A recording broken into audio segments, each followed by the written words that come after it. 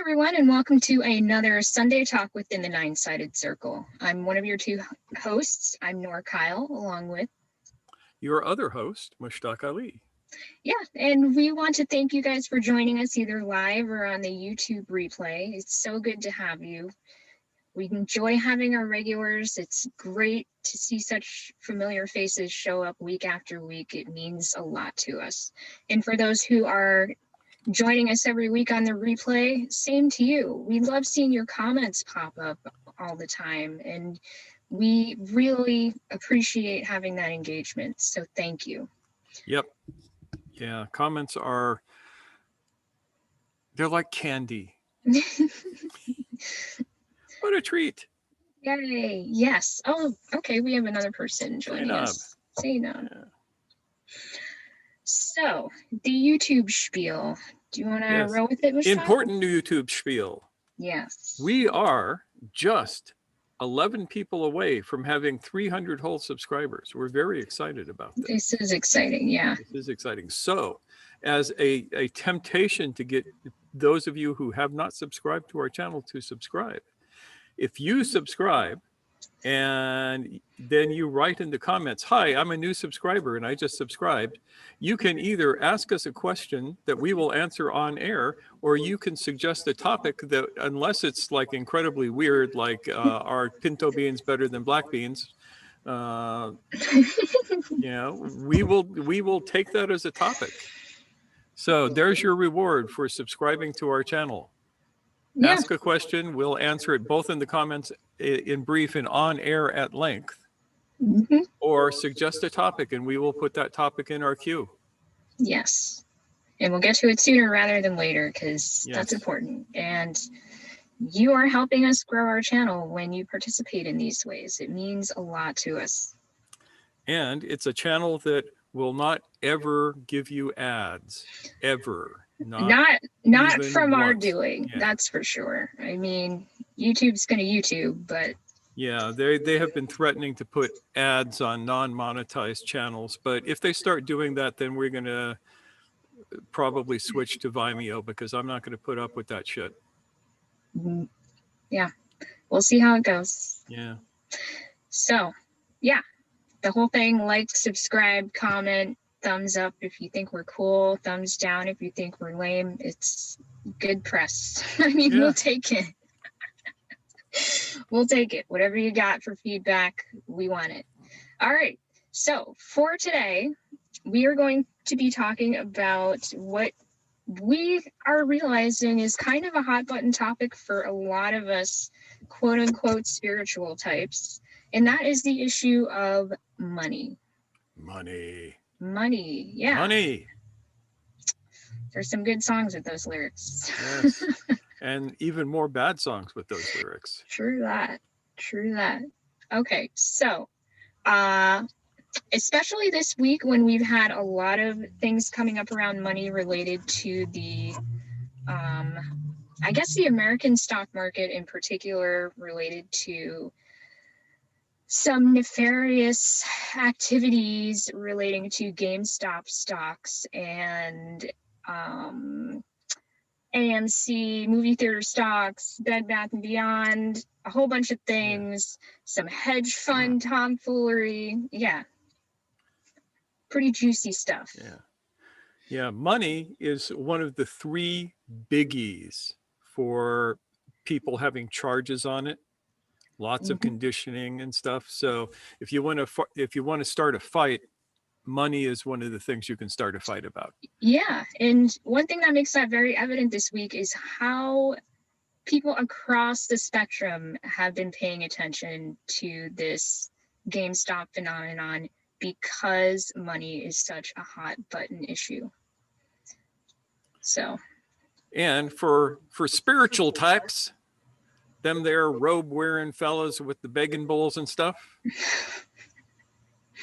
it's an even hotter hot topic issue, because we have been so programmed to think that if you are to be spiritual in any means, whatever that means, I don't even like that word. If you're in the work, money should not come into it. I have been raked over the coals by, or they've attempted to rake me over the coals. They didn't succeed very well by some mainstream Gurdjieffian people, because Noor and I will charge money for certain things. Mm-hmm. Yep. Uh, Not all, but Not for all. some things. Yeah, for some things we charge money. Our time is actually valuable, but God, does that upset people? You know, there's the concept of spiritual teaching should be free. And I noticed that there is no place in the history of the world where spiritual teachings were ever free. Not one place that I can find. People might not trade gold for spiritual teachings or pieces of paper, but you will trade your work. You will trade sheep or chickens. You will trade blankets or deer hides or buffalo hides or whatever is valuable in that society for that kind of stuff. Because everybody has to live. You know, and going out into the village square with a begging bowl is still getting paid. And there is no more virtue to that than there is to saying, yeah, this seminar that we're doing is going to cost you $100 or $1,000 for that matter. That's just the modern begging bowl. Weird, huh? I mean, it can be weird. This is something that I have had to work through on my own as well, as someone who is coming up as a teacher. How do you, quote unquote, justify asking people for money for you to just teach them? And when you say the word teach, that's one thing, but when you think about yourself as a quote unquote spiritual teacher, you do get this idea in your head that this is some kind of almost self-sacrificing endeavor. And practically speaking, it really just doesn't make sense that way. So that's a lot of what we're going to be talking about. So let's start with, what is money? This is not a rhetorical question. Feel free to chime in. What is money? What do you guys think?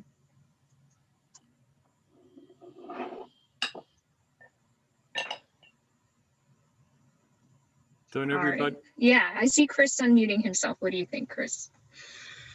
A medium of exchange, and maybe on some level an abstractive medium of exchange. It is that. Mm-hmm. I was going to say convenient symbols for amount of exchange. It is that. Mm-hmm. Go deeper. What about it's just it could be anything used to measure value. Yes. You're using it as, instead of one for one. Yeah. Anybody know what the first money was? Could accumulate this valued thing to be able to extend something to people. Yeah. Anybody know what the first money was? I'm going to guess some kind of shell. Historically, the first money, which is something that was made to represent something else, were small copper cowhides used in Phoenicia. There were probably other forms, but we don't have the history on those other forms. But we have these small copper cowhides, each of which represented one cowhide. Wow, so it was shaped like a little Yeah, it was shaped like a little cowhide. Yeah. Cute. I like that. Yeah, and a That's copper fun. cowhide is easier to carry around if it's only that big than a whole cowhide, which is Mhm. pretty damned heavy. Yeah. Yeah, I could, in my youth, I could carry a full green cowhide on my back, but just barely. These days, I don't think I could get it in the air. But what is money? Deeper than the cowhides.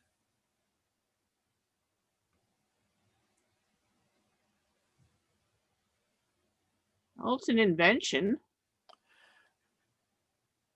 It's a thing in people's imagination that they bring into the real world. Yes. It's a symbol of trust, or sort of limited Sometimes. trust. Excuse me? Sometimes. Well, I you mean, trust that it'll have value for the next round. yeah.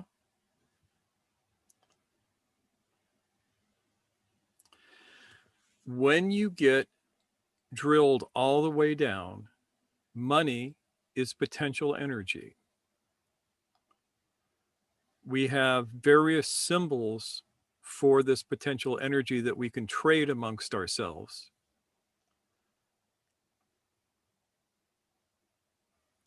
But basically, what it boils down to is money is potential energy. What is energy? Quick, deep spiritual answer. What is energy? Stop laughing at me, Nor. I see that. Come on, somebody knows the answer to this question.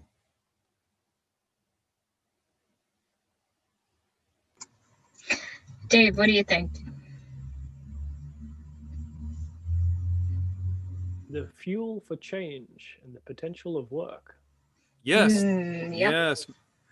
Energy is the ability to do work. So money represents the ability to do work, basically. Or you go out and do work and you accumulate potential energy, and it is symbolized by pieces of paper or bits of metal or electrons arranged in servers somewhere.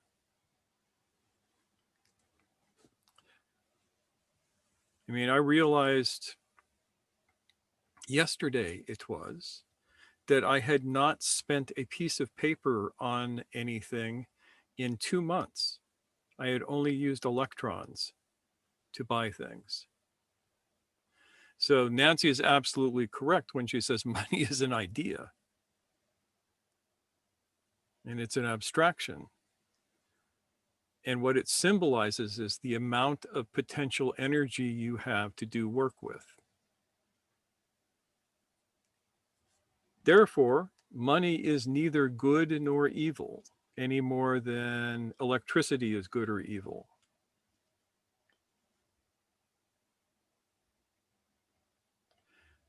This being the case, how did we end up with all of these weird conditioned thoughts around money, like money is the root of all evil, things like that? Well, money is related to survival, which is kind of nervous stuff. Yeah, money is definitely related to survival because we don't go out and do all of the survival things ourselves. We accumulate the energy to have other people do it. We may not also not have permission to, official permission, easy access to do the survival things ourselves. We haven't had that in most of the world for a long time. Remember the penalty for killing the king's deer. Right. And according to the king, all the deer are his. Mm-hmm. Yeah, you can't even gather your own whale or your own pirate treasure. Well, you can still gather your own pirate treasure.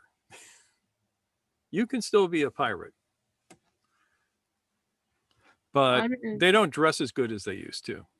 And it's not legal. Yeah, well, no, it's not legal. But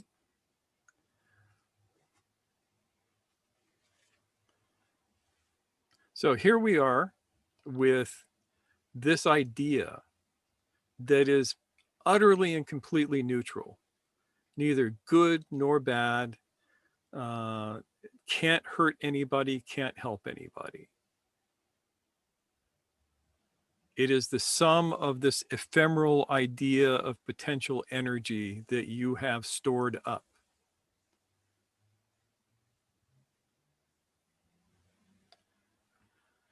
So what does that mean for all of the conditioned thoughts that you have around money?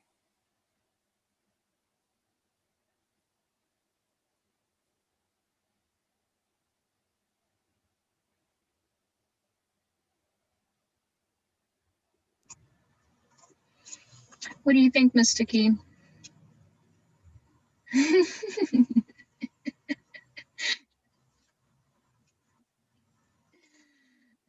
You want me to come back to you later? I can do that. Yeah, okay. Does anyone else have any thoughts? What do you think, Chris? I see you unmuted. I think money is related to power, and so like the relationship that people have between like power also being neutral. And when there's experiences of witnessing power being used unjustly, I think it creates false notions that people have to deal with or not. And I think Funny you should say that.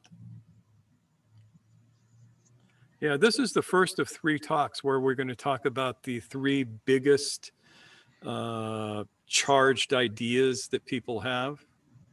The things that will upset people more than anything else, which are money, sex, and power. Those 3 things are societal hot buttons. And we are going to be brave enough to delve into all 3. Chris appreciates that. Good. I'm glad. Yep.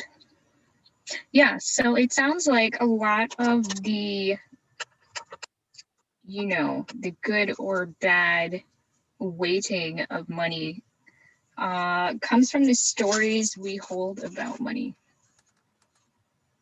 The narratives we have kind of internalized and become wrapped up in around money.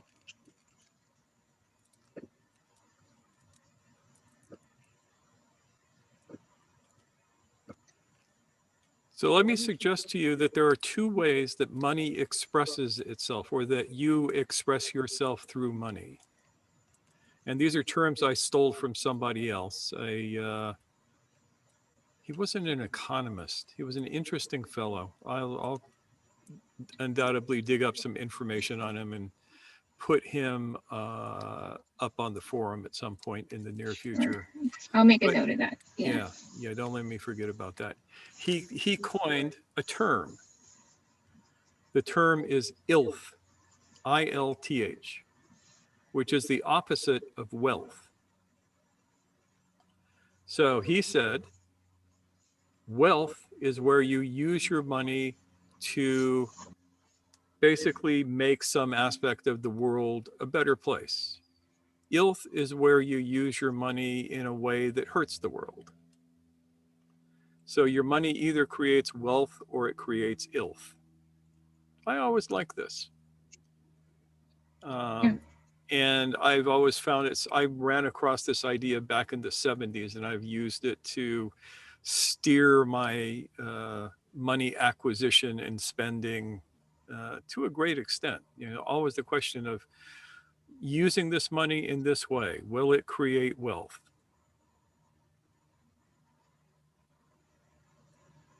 And if the answer is yes, and that doesn't mean wealth for me, it means wealth in general. Somebody who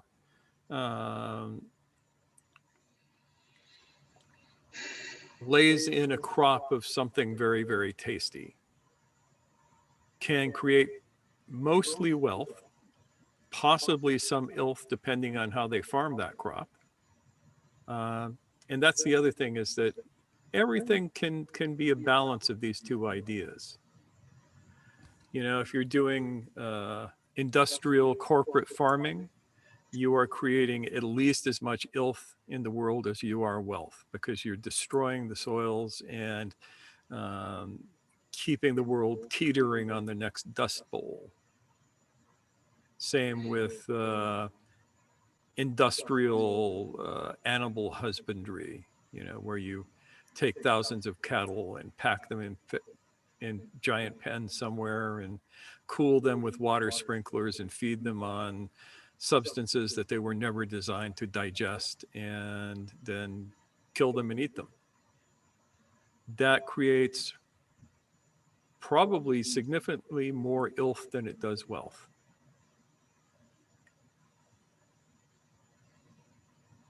Or I could be completely crazy.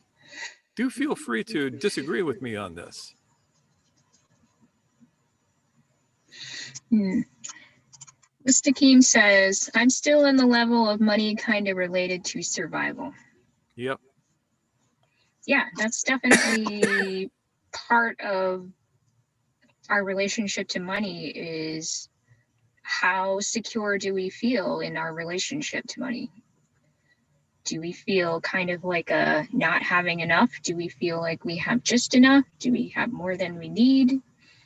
That is probably going to color our relationship with it. So for someone who consistently does not have enough, there's kind of this real sense of not just general insecurity, but insecurity in one's relationship to money. Is it going to be there when I need it? Will there be enough to help me feed my children when the time comes for me to spend it? Things like that. And then, of course, when you have that insecure relationship, you're perhaps trying to grasp for more, like in a way that is not necessarily balanced, but is kind of this hunger for it. And of course that makes sense in a situation where one is feeling this survival impulse. What do you think, Mushtaq? I think that that's true. And this gets into the power dynamic, because Yeah. part of power is control. Um, and one of the ways that you can control a population is keep them in survival mode. Right. You want to know something weird? So here in America, we have a welfare system.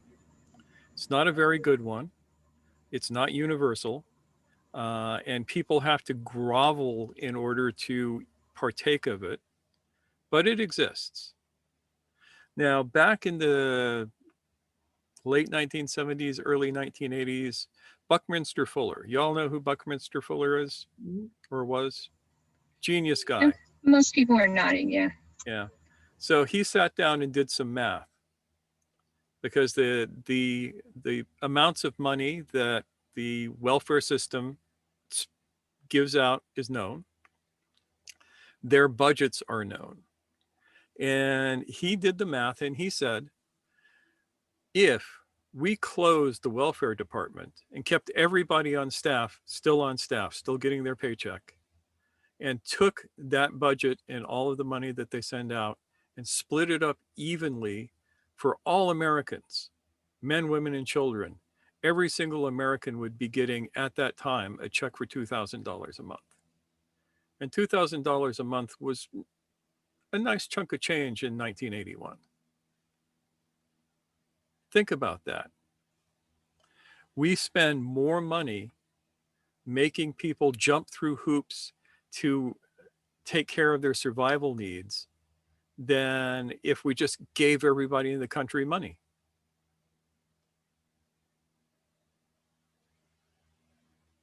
And we're still doing that to this very day.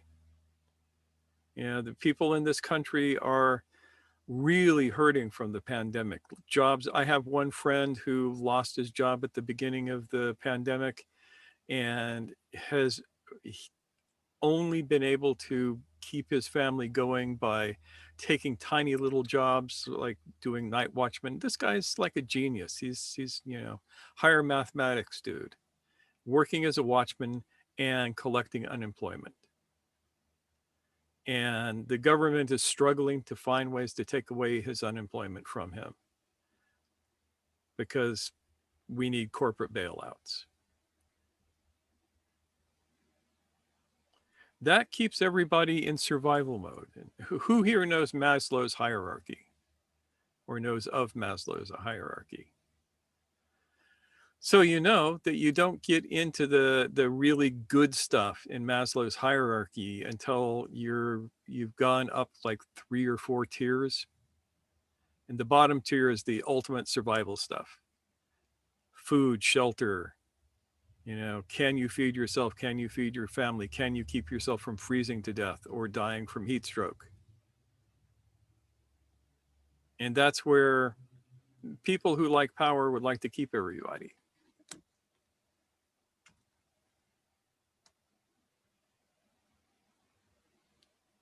So what's the mechanism there? Why is that such a thing?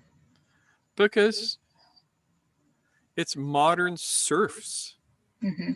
you know, it's debt slavery and that sort of thing. But I don't want to get into politics that much here. Right. I have my views, everybody else has their views, and, you know, we end up shaking our fists at each other.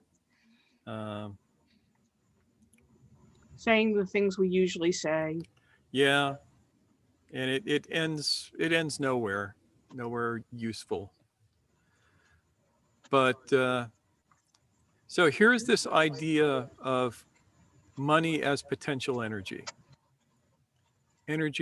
in potentia, work in potentia. And we have all been programmed in one way or another, societally, through our family traditions, all of this sort of thing, to not feel like we have enough. I'm not talking about prosperity consciousness and that sort of No. lame ass bullshit. I'm talking about the idea of if you stop yourself with your own thoughts from being able to make the money that you need to do the work that you need to do, then you need to find ways to deprogram yourself from that. And then you can see if the power of positive thinking and all of that other stuff works. But none of it will work until you do the necessary deprogramming around your considerations about money. So what are some typical things that people get caught up in, do you think? Money is evil. Yeah. That's the big one. Money is scary. Money is evil. Yeah. I mean, every day you have tons and tons of preachers who stand up in whatever religion they like to profess and tell their congregants, money is evil. And because I'm a nice guy and your church loves you, we're going to pass around these plates so you can put your money in it so you won't be cursed by it. Mm-hmm. Yeah. They'll Ooh, say it a another little one. bit more flowery than that, but Yeah. Another one is, I don't deserve it. yeah, that's a big one. Yeah. Who here feels like they don't deserve to have enough money? Be honest. Look inside. Yeah. Mm-hmm. Yeah. Yeah. I have experienced that too. So whoever's feeling that way is not alone in that. Yeah, and this is something I had to overcome in growing up. My family was literally dirt poor. The home that I grew up in for the first 5 years of my life literally had a dirt floor. Right? We had what's called a house with a path. Do you know what that means? No. That means that the all of the important plumbing was outside, not inside. Oh, yeah. Mm-hmm.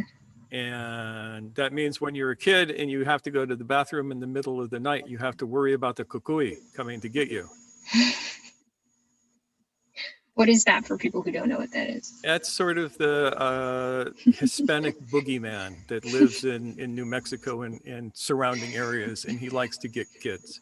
Ooh, scary. Yeah. That's a lot to deal with when all you gotta do is take a pee.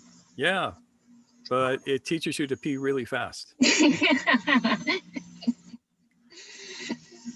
You know, so I grew up with the classic poverty consciousness.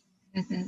And had to root that out of myself over a period of years. And it required doing a lot of things. I worked for a bank for a while just because I realized that I had no idea how money worked and I had to learn. And I figured the place to learn how money works is in a bank. Yeah. And it was an eye opener, to say the least. Did it shake you up?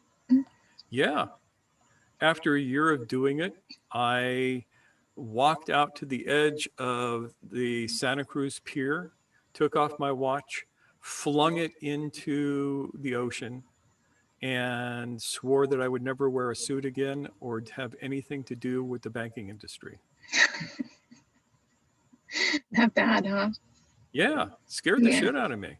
Did you ever wear a suit again? Actually, I have worn a suit again, but it took years. Ah, Still not working at the bank though. Still not working at the bank. Never going to do that again. This was, so my boss was called to New York to the head office, and he was there for almost a week, and he came back and he was all excited because the bigwigs at the bank, and this was Bank of America, had come up with this great idea, a card that they would issue that would allow them to do direct deposits of your money into the bank, to take out all of your loan payments first, and then you have a card that you can use to spend your money so they know what you're spending it on, so that you never have to handle those dirty green pieces of paper again. That was the beginning of the Bank AmeriCard, which was the first real credit card. Mm. And now the Visa, it's now called Visa, but it was originally the Bank AmeriCard. And the thought of that terrified me. That's what made me quit, to see them want to exercise that much control over people's money. And that's what we have now. That's normal now. Yeah, that's utterly normal. It took, let me see, that was 1975? Yeah, 1975.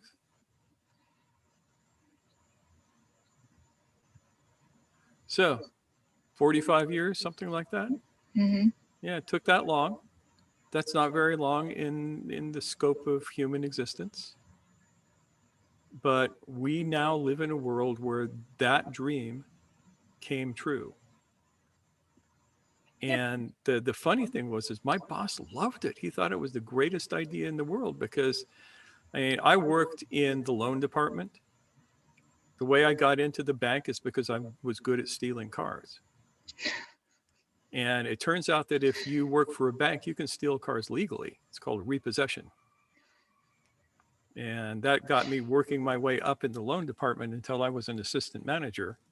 And, I was making homeowners loans and personal loans and all this kind of stuff, and watching people get so sunk into debt back then in 1974, 73, $75, that it was horrifying. Yeah.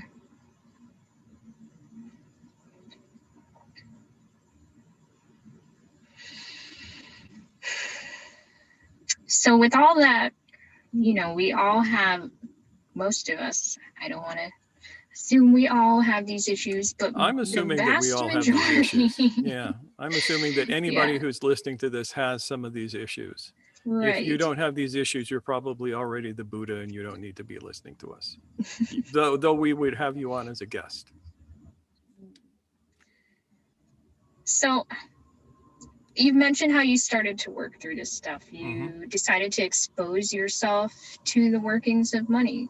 Yes. And ultimately it scared you, which is interesting because you were trying to work out of your negative feelings about money and encountered more different ones. Yep. So what changed for me was hanging out with this guy named Leonard. Leonard lived at 301 Lion Street in San Francisco, which is right off the panhandle of the park. And he was all about prosperity. Mm. And he taught me a lot about how to decondition myself from money and my considerations around it, and the things that stopped me from having the free flow of that energy in my life. That sounds Yeah. very esoteric. It actually wasn't. But he gave me some axioms that I still hold to be true today. Things like, the more I'm willing to see other people prosper, the more prosperous I'll be myself. Mm-hmm. That's something that if you really embrace that idea, it will help you kill off your sense of greed. And greed Yeah. is always something that gets in your way. Envy, that Yeah. resistance of, if I can't have it, no one can have it. So then you don't get it either, really, because you're setting yourself up to fail in that case. Yeah. Leonard was the guy who inspired me. For those of you who actually have done things for us as a school, you've noticed that I insist on not doing things for free. Mm-hmm. That if you do something cool, we'll pay you for it in some way or another, either with money or in kind. And I embraced that idea wholly after hanging out with him, because I had watched all of these gurus of one sort or another getting people to do selfless service for them and sucking them dry and benefiting from other people's work. And Leonard was the first guy I ran across who didn't do that. It was like, you help me organize the seminar, I'll pay you for it. You get a cut of the seminar. And I thought that was brilliant. So since then, I've always done that, that people deserve a share of the energy that they help generate. Would this be Leonard Orr? That would have been his last name at the time. Yeah, but we don't need to talk about that. Okay. Yeah, he's just a guy, nice guy, really nice guy. Died a few years ago, much to his dismay. Hmm. He was working on living forever. Didn't work. Maybe next time, Leonard. Yeah. But he knew a lot about creating real deprogramming of one's negative stuff around money. Mm-hmm. And creating healthier outlooks, even though his technology by our standards was crude. What do you mean? Well, he did things like by doing affirmations for hours sometimes to try and break down the mental habits. That's what he had, but he had great ideas. So I really respect him for that. I think that makes perfect sense. So was that the turnaround for you? In a real sense, it was, because it gave me tools to begin to look at my conditioning around money. And I like I said, I came from an incredible poverty consciousness.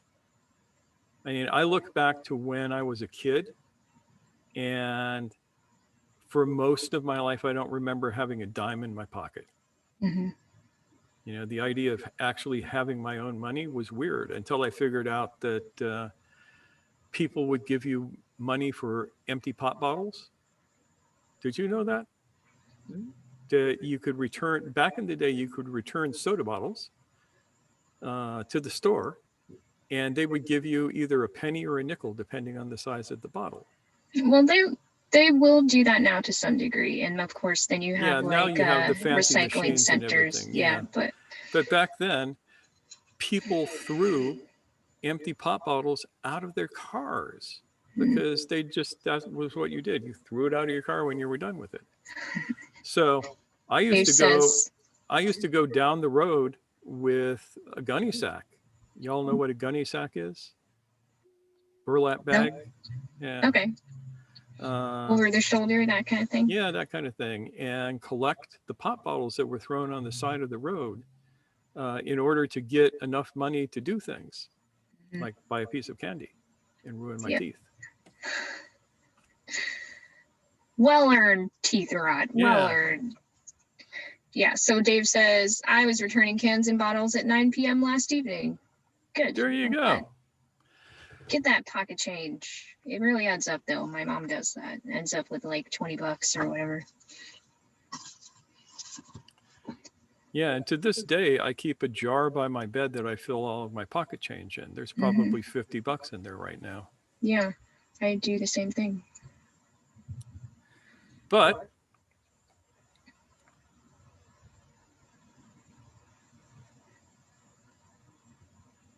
yeah, these various things allowed me to take a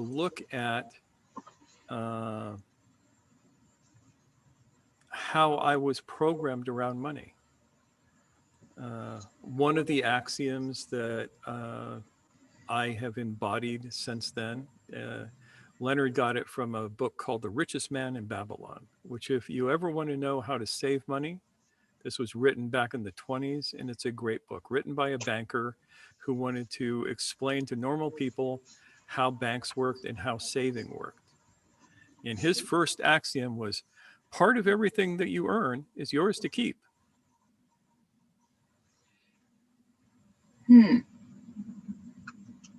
Part of everything you earn is yours to keep. Yes.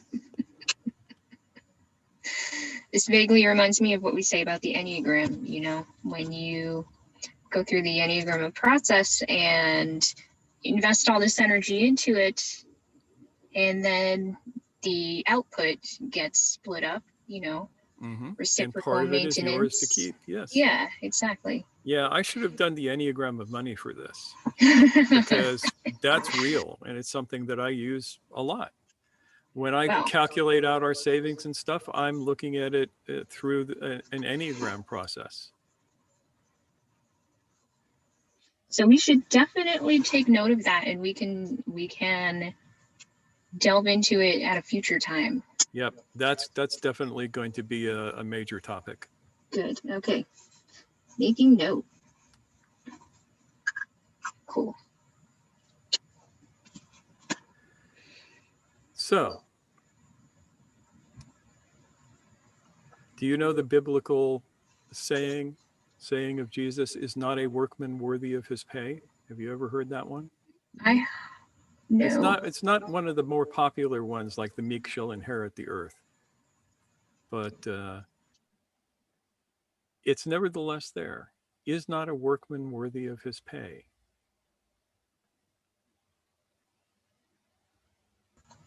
So what do you think he meant by that? It means that if you do work, you have earned the returns of that work. And it is incumbent on you to make sure that you get some of the returns of that work. And there will be plenty of people who want to put themselves between you and the returns of that work. You got to take a look at that and root them out of your life. What might be some examples of that? Like,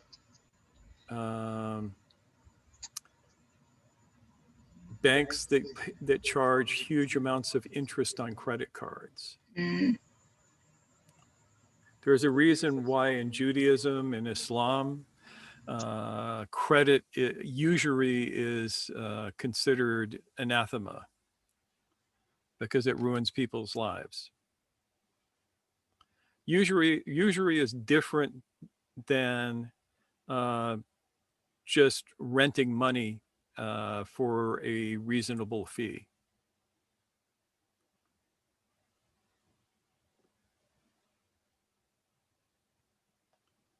And it's definitely a trick. If you have credit cards that are sitting and accruing interest because you can't pay off the balance, you need to take a look at what it's going to cost you to pay off the balance at the minimum payment for that.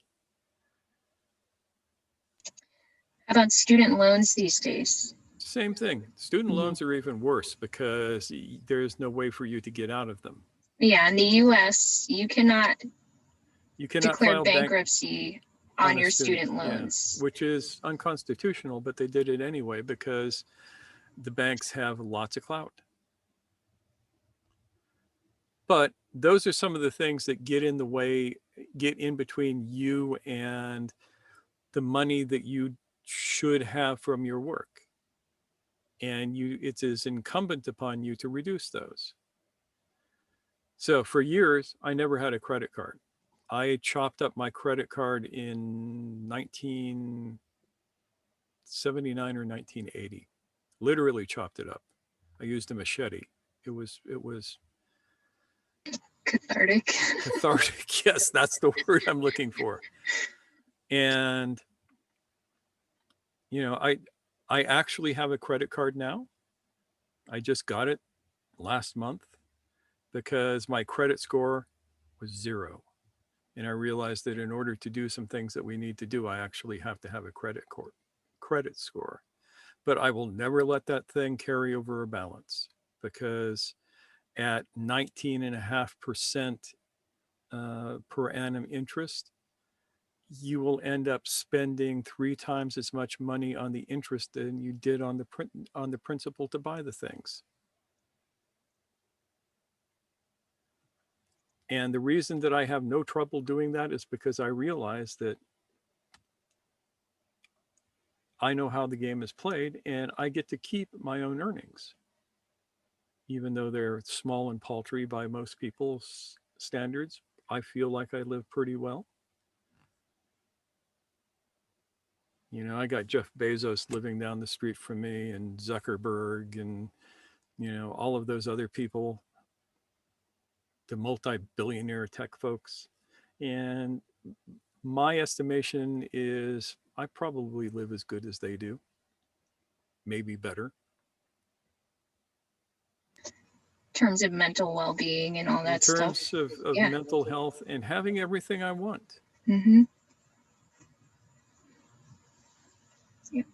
You know, you and I can say that we have everything that we need.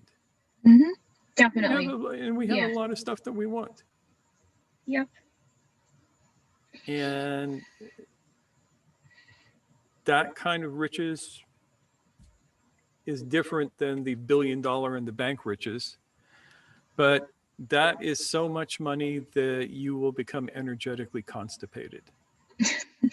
Seriously. If Yeah. you are a billionaire and you are trying to hoard more and more money to yourself, that is a form of spiritual constipation. Mhm. Yep. One of the things I asked you yesterday was, do you think there is an amount of money that is like an immoral amount of money? And we discussed how there really isn't, you know, a line above which your money becomes immoral. In the end, it's all about how you've earned it, quote unquote, and what you're doing with it. And that gets down to the ilth and the wealth that we've been talking Yes. about. For example, Jeff Bezos' ex-wife, they split up. She got half of everything he owned. And then she proceeded to give billions of dollars to charities around the country, around the world. So she had enough sense to realize that that energy needed to continue circulating, Mm-hmm. as opposed to Bezos, who was just hoarding this stuff up and letting it constipate his spiritual intestines.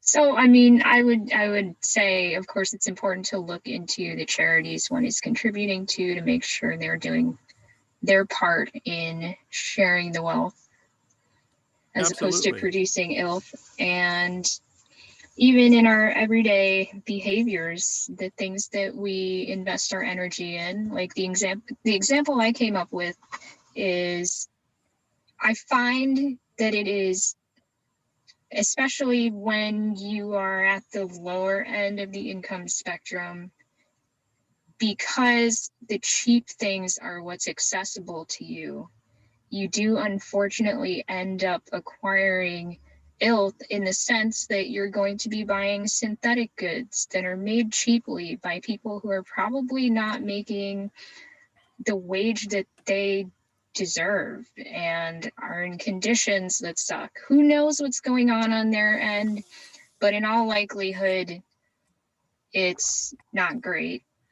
So then you're accumulating these goods that have been made cheaply under poor conditions with materials that are not sustainable, shipped overseas, using up lots of fuel, all that stuff.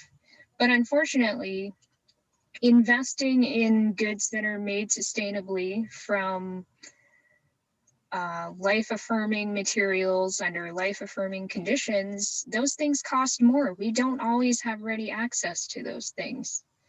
So it's tough. It really is. And it doesn't necessarily cost more. An example is Levi's blue jeans, Mm-hmm. which for decades were made right here in San Francisco.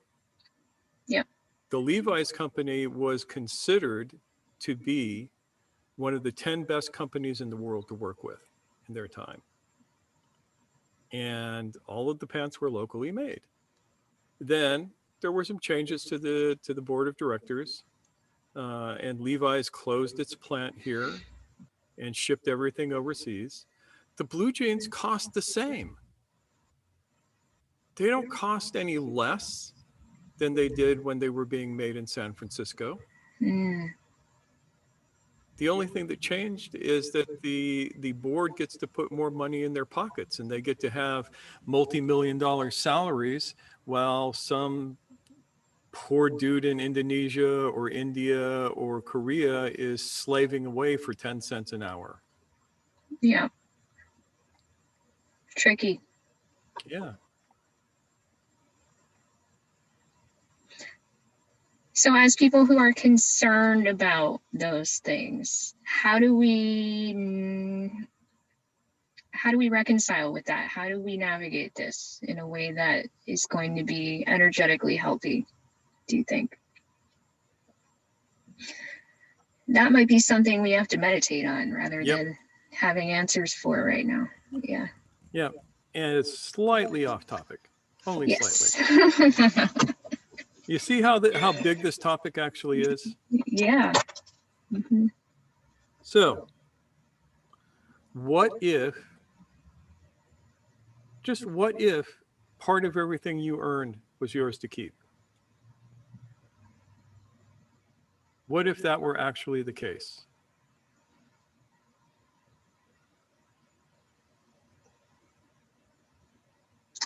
What do you think, Zainab? What's coming up for you?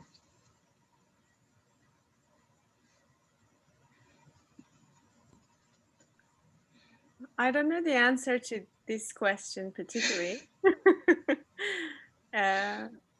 but it's something that I should probably meditate, or like just have it in and see what comes up. But something previously we were talking about that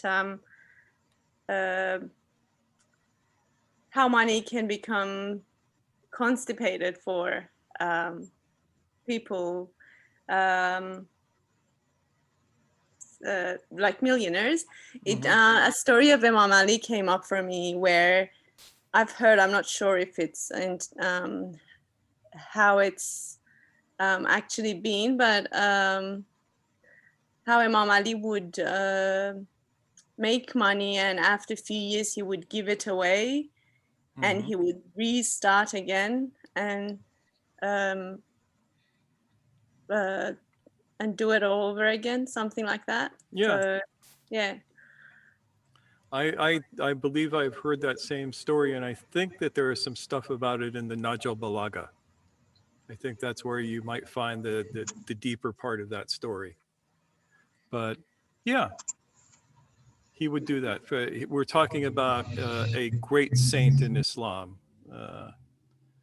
who did that, and you see that tradition carried around throughout, like, the Sufi world. The founder of our order made his living in the later part of his life as a wood carver, especially carving spoons. And he would carve his spoons, and every morning he would put them in 2 baskets on either side of his ox. And people who needed spoons, the ox would walk through the marketplace, and people who needed spoons would take out a spoon and put some money in the basket. If they didn't put the money in the basket, the ox would just keep following them until they did. You would wake up the next morning and the ox would be standing at your door staring at you. Staring you down. Yeah, staring you down. But then the ox would come back at night, and he would take out the amount of money that he needed to take care of his needs. And then he would have his students distribute the rest of the money to the poor of the city. But this also indicates one of the other axioms, which is pay yourself first. That's a hard one for people. I don't deserve it. Pay yourself first. Is this kind of like putting your mask on first when you're on an airplane? Yeah, kind of like that. Yeah.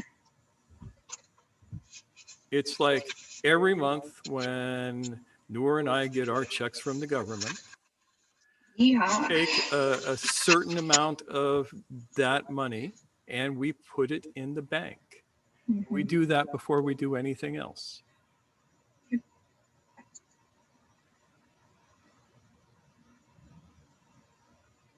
Yep. And then the rest gets divvied up to bills and Food and obligations of other Yeah. sorts. yeah, paying for Zoom so that we can talk to you and all of Yes. this other stuff. Yep. But first thing, pay yourself first.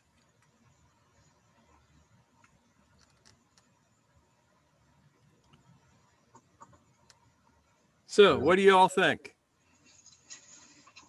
We've only just barely touched on this subject. There's so much to talk about, as you can Yeah. see by my sprawling questions and such. Shuri, what are you thinking about? Talk.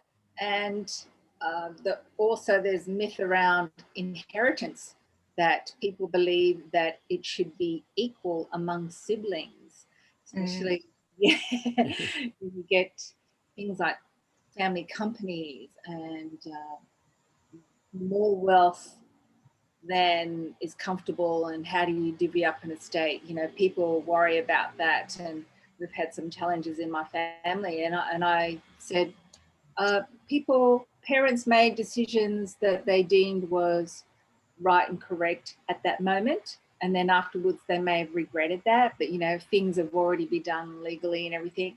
I said, well, what does that mean for me? And for me, it was about what is important about family, what is important about having good relationship and having good contact with the younger generations, and making sure everybody has what they need. That's all. There's no need to be demanding that, oh, that person's got 30%, that one's got 40%, that, you know, no problem. If as long as it's clear, be grateful that you got something, you know, that's also a very important thing to do. And I think that's part of, I have enough, learning that money is a measure of how much fuel to do the work. If you've got enough, you've got enough. Can you relax and do something else with any excess? How do you give it away without even looking back? Don't look back with regret. What can you do with it? And just no strings. If there's a string, if there's a condition on it, that's not a gift. Not a gift at all. So, you know, I look at the way of giving is a practice for me to stay awake and say, okay, if I give that to the 9-sided circle, that's it. How much can I do? That's it. For this month or this time, that's it. Big, small, doesn't matter. Doesn't matter what the history is. This moment, that's all I got. And then, you know, it's the same thing with, you know, the inheritances. I think I've seen a few of my friends getting really challenged. You just froze up, Cherie, and disappeared. In a Chinese family, the boys are valued more than the girls. Unconsciously, I've disappeared. Yeah, we've got a bit of an internet issue here. So yeah, does that help? It does. Yeah, thank you.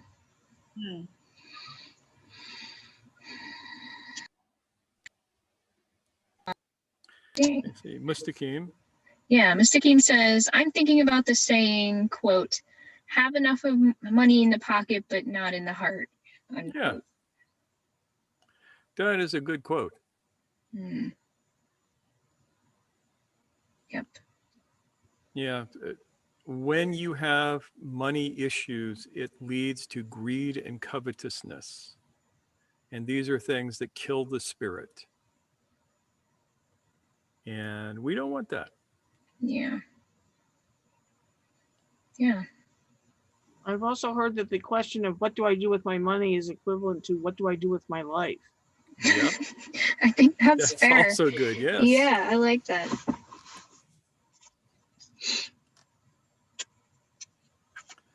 Dave, impart your wisdom to us. I can say something if you Yeah, like. go for it. Yeah. Yes, Applies a please. little bit to my own work, but in terms of people kind of talking either a negative charge to money or a positive one, there's another aspect that hasn't been talked about, which is the simple mentioning of it. So you will find one particular pattern in the terms of the work I do will always talk about money. It will either be negative or positive, but every conversation you'll have, it will come up. So part of the work with that pattern is to simply not mention it, to stop looking at the bank every single day multiple times, to stop talking positively or negatively about it. It is neutral currency. And for that particular pattern, you need to fast from speech of it of all types to separate it from the emotional center, because it's always tied to that. And you can hear in the tone of the person's voice that this is so. And so it's a really good fast to do if you note this is what you do, is to stop talking about money to everyone in any way. You can still make it. You can make more, you can make less. But the simple fasting of speech about money in any way. Simple. That would be an interesting exercise. Make notes for our next month retreat, Okay. Noor. Yeah. That can be part of the fast. Okay. What did, Fasting from discussion about money, like yeah, ideally fasting from thinking about money even. yeah. It has to be the thinking for the full fast, and it includes stuff like when people always ask, how's business? They talk about discounting because it's just greed light. It still sneaks in there. Mm.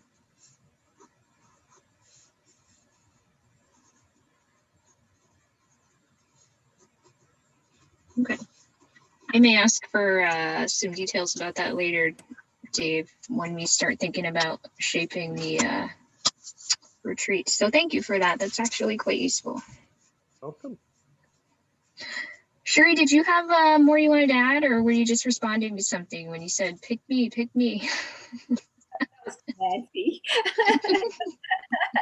No, but I think Dave said a very important thing, and another person, and it wasn't Mushtaq, said to me yesterday about started talking about the share market, and I said, I don't look. And she said, why not? And I said, because I'm addicted to watching. I don't look at it. I don't measure. I don't want to know. Yeah.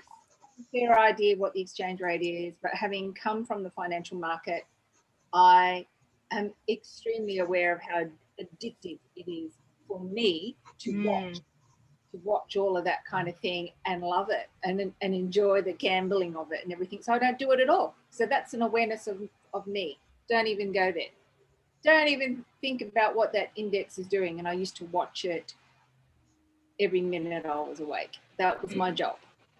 And yeah, that's a big thing. But then dropping down to 1/10 of what I was earning overnight, that was a big money challenge. And then when you think about, do you have enough or not? You know, I had made sure that I had diarized for a year everything I'd spent, just to know where I leaked.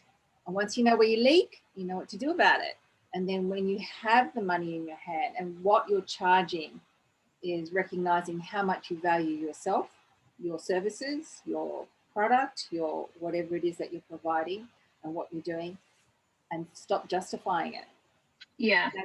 That's my hourly rate is this, bang. That's it. No justification. Everybody goes, okay. And inside myself, I go, wow. And I'm thinking, of course, why not? Right. I think those for us who are doing, you know, physical work like you guys are, or teaching or coaching, whatever it is, not getting stuck in that trap of trying to justify what we need to do the work, you know? Yeah. And then, you know, the people that haven't been able to afford what I offer, the energetic exchange of keeping it neutral, I've said, you can give me an apple. Yeah. It's a royal gala, not too ripe, crispy. And they go, okay. And I've said, or a cup of coffee. And so I said, So we don't have to embarrass each other about fees or anything. If you send me a message and say, do I feel like an apple? I'll know exactly what you mean. And we just go. So that I've helped people in that way and not felt resentful of giving away a service for nothing. Yeah, I just kept it neutral. That was a lesson from Lawrence. I like it. I love that. Awesome. So I actually feel like that might be a good wrapping up point. What do you think, Mushtaq? I think that that could be a good wrapping up point. So Yeah. what I would suggest is if you have thoughts on this, comment down below and let's talk about it in the comments. As you know, we try and answer every single comment that we get, whether it's a good comment or a bad comment, unless you're spamming us or trying And to we troll just us. Then delete. we just delete it. But yeah, if it's a real comment, even if it's saying, this sounded incredibly stupid and here's the reasons why, we will post it and answer it to Yep. the best of our ability. Cool. Do you have any last thoughts? Um, I think we've had everyone chime in at least once, and that's great. yeah. Yeah. And everybody had good ideas. As always. Yeah. Cool. Yeah, remember, folks, this is not us talking to you. This is us talking together. That's the important thing about what we do here is this is a conversation. That's what we strive for, yeah. Okay. So with that, I guess we will go in Brady Bunch mode. Oh, wait. Sheree, did you have another thought? No, you want to say goodbye. Okay. Yeah, Brady Bunch we're mode. on Brady Bunch mode. Everybody wave goodbye. Bye. Or hello. Thanks for being here. And we will see you all next week. Yes.